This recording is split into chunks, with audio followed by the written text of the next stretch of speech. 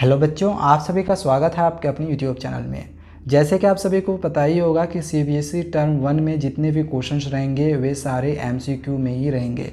यानी कि इस तरह से आपके 4 ऑप्शंस दिए हुए रहेंगे और जो भी ऑप्शंस उसमें से सही होगा वो बस आप लोग को लिख देना है। यानी कि आपको क्वेश्चन सॉल्व नहीं करना है, शॉर्ट से शॉर्ट तरीके में आपको उस क्वेश्चन को बना देना है। तो इसके लिए आज मैं आप लोगों को कुछ टिप्स बताने वाला हूँ कि कैसे आप शॉर्ट से शॉर्ट तरीके में एमसीक्यू क्वेश्चंस को बना सकते हो। फिलहाल अभी मैं आप लोगों को मैथ्स का बता रहा हूँ, अगले वीडियो में दूसरे भी सब्जेक्ट का भी मैं आप लोगों को बताऊंगा और साथ ही केस स्टडी बेस्ड वाले भी क्वेश्चंस की प्रैक्टिस करेंगे। और यहाँ पे जितने भी क्वेश्चंस मैंने लिए हुए सारे आपके एग्जामिनेशन पॉइंट ऑफ व्यू से भी काफ़ी इंपॉर्टेंट है। तो चलिए क्वेश्चंस को हम देखते हैं। क्वेश्चन नंबर 1 दिया गया है कि the decimal expansion of the rational number 23/2 का square multiply 5 will terminate after. अब इस तरह से डेसिमल एक्सपेंशन वाला अगर क्वेश्चन रहेगा और ऑप्शन में इस तरह से दिया हुआ रहेगा 1 decimal places, 2 decimal places, 3 decimal places या फिर मोर देन 3 डेसिमल प्लेसेस, तो ऐसे क्वेश्चंस जब भी आएंगे तो आप कैसे इसको शॉर्ट तरीके से बनाओगे। आपको इसको सॉल्व करने का ज़रूरत नहीं पड़ेगा। डायरेक्ट क्या करना है, इसमें देखना है डिनोमिनेटर में देखना है कि किसका पावर बड़ा है और जिसका भी पावर जो भी बड़ा पावर होगा, ठीक है, किसका पावर बड़ा है उससे मतलब नहीं है, जो बड़ा पावर होगा वही आंसर होगा। जैसे 2 का पावर इसमें 2 है और 5 का पावर कुछ नहीं है, दैट मीन्स कि 1 है। तो बड़ा पावर 1 और 2 में से 2 बड़ा है, तो इसका जो सही आंसर होगा वो ऑप्शन बी होगा, 2 डेसिमल प्लेसेस। आपको सिंपली क्या करना है, जो बड़ा पावर है वही आपका आंसर हो जाएगा, ठीक है। जैसे एक एग्जाम्पल मैं यहाँ पे आप लोग को लेके बताता हूँ, 23/2 का पावर 7 मल्टीप्लाई 5 का पावर 3। तो देखो इसमें से बड़ा पावर कौन सा था, 7 और 3 में से 7 बड़ा है, तो यही 7 आंसर हो जाएगा, ठीक है। तो ये ऐसा हम लोग सॉल्व करने का ज़रूरत ऐसे क्वेश्चंस को हमको नहीं पड़ता है और आसानी से हम शॉर्ट से शॉर्ट तरीके में इन क्वेश्चंस को बना सकते हैं।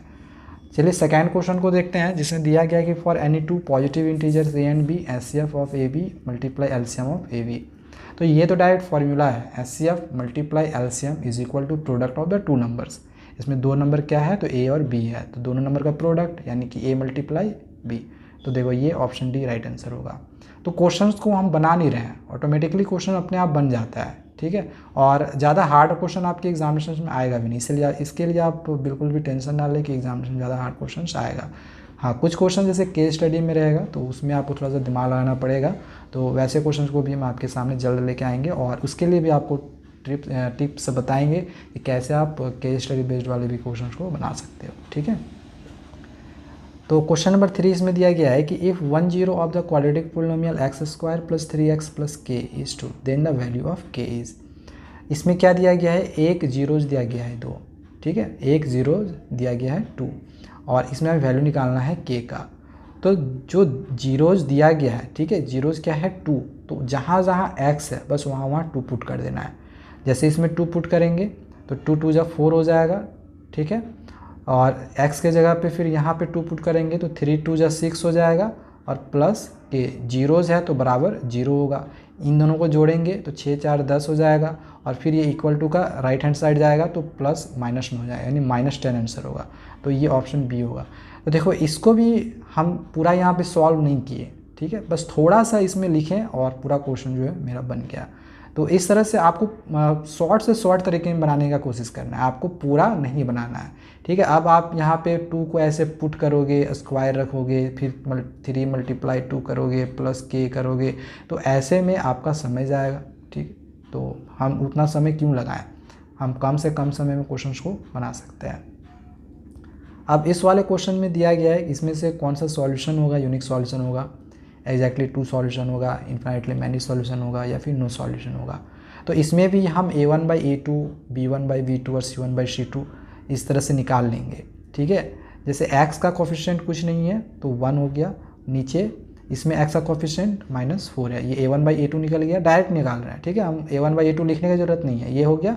अब इसके बाद क्या दिया गया है, यहाँ पे इक्वल टू हम दे देते हैं।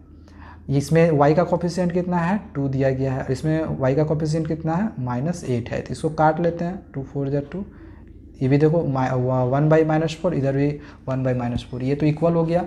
चलिए फिर से एक बार हम यहाँ पे इक्वल देते हैं, अब c1/c2 करते हैं, तो ये हो गया इधर -5 और ये है यहाँ पे 20, तो इसको काट देते हैं, 5 4 जा 20, 5 1 जा 5, तो इधर भी -1/4 है, यानी तीनों में -1/4। यानी कि इसमें क्या हुआ कि a1/a2 equal to b1/b2 equal to c1/c2 हो गया। और ये तीनों जब इक्वल होता है तो कौन सा सॉल्यूशन होता है? Infinitely many solution. ये आपने पढ़ा हुआ होगा लीनियर इक्वेशन इनटू वेरिएबल्स में। सो इसका राइट आंसर ऑप्शन सी होगा। तो ये भी देखा जाए तो काफ़ी शॉर्ट तरीके से हम यहाँ पे बना लिए हैं। ठीक है, चलिए नेक्स्ट क्वेश्चन को हम आगे अब देखते हैं। क्वेश्चन नंबर 5 में दिया गया है कि if a pair of linear equations is consistent then the lines are. अगर a pair of linear equation consistent है तो लाइन्स कैसा बनेगा? कंसिस्टेंट के लिए क्या होता है ये भी आपने पढ़ा होगा। कंसिस्टेंट के लिए इंटरसेक्टिंग होता है और कोइंसिडेंट होता है। ठीक है, जो ग्राफ बनेगा इस तरह से इंटरसेक्टिंग होगा और एक ही में दोनों लाइंस हो जाएगा। तो एक होता है इंटरसेक्टिंग और कोइंसिडेंट, ये होता है कंसिस्टेंट के लिए। और इनकंसिस्टेंट यहीं पे रहता तो वो लाइन होता पैरेलल। ठीक है, पैरेलल। तो पैरेलल भी ऑप्शन में है, लेकिन फ़िलहाल हमें यहाँ पे कंसिस्टेंट के लिए बोला गया था। तो कंसिस्टेंट के लिए इंटरसेक्टिंग और कोइंसिडेंट दोनों होगा। ठीक है, सो ये ऑप्शन डी राइट आंसर होगा। नेक्स्ट क्वेश्चन नंबर 6 को देखते हैं, जो कि ट्रायंगल चैप्टर से है। तो इसमें क्वेश्चन में दिया गया है कि D and E are the mid points of side A B and A C of a triangle A B C. एक ट्रायंगल हम यहाँ पे ले लेते हैं ए बी सी। ठीक है, एक ट्रायंगल यहाँ पे ले लिए ए बी और ये सी। ठीक, डी और ई ये क्या है? यहाँ पे इसका मिड पॉइंट है, ये मिड पॉइंट है।